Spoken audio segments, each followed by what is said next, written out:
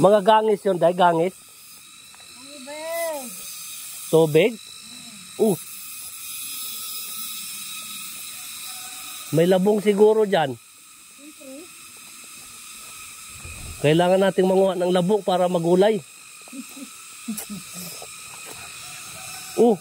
May mga tilapia dito.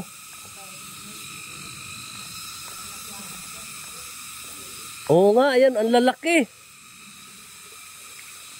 Ang lalaking tilapia. Pwede manghuli dito?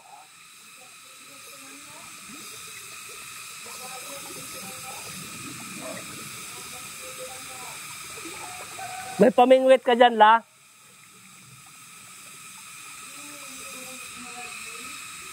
Ang lalaki ng isda ay tilapia.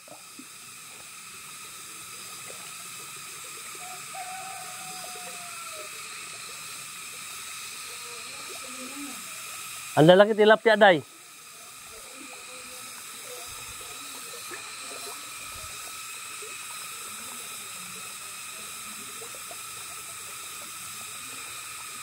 Ang laki, oh.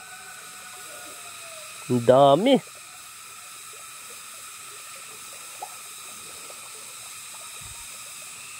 Ano? Ang lalaki. Alaga mo to? Oh.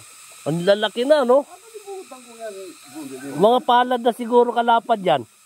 Oh, merong kwan. Oh. Mayroon bang maliliit din, no? Oh, meron. Ang dami, oh. Ayun, oh. Hindi na. Kumisa naghahabos ako dyan. Wow, mga ganyan. Yung mga malalaki lang, no? Oo. Yung maliliit, iwan. Iwan ko. Mabilis lumaki yan, eh. May agos, libre tubig, maagos, eh.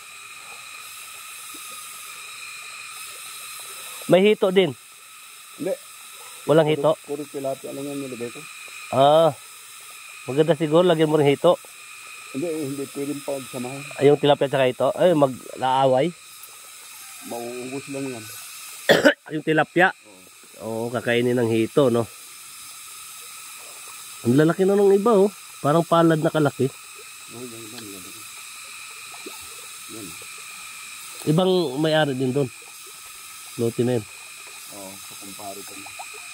Oo. Dami rin palang mahogani, oh. Hindi, gusto kong ipaputo dyan. Uulingin. Maghanap muna ko nung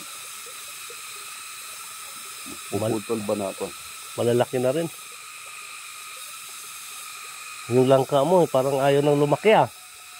Hindi, nakakuha na rin ako dyan. Ito, may mga bunga, eh, oh. Oh, may niyog. Malawak din pala dito. Ha? Malawak. Lawak yan. Oh. Pwede dito magtanim mga gulay, talong, okra. Oo. Kusa na lang lumalaki yung mga yun, eh.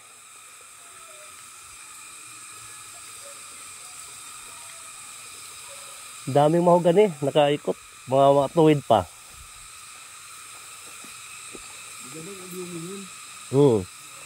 Mga matitigas, no?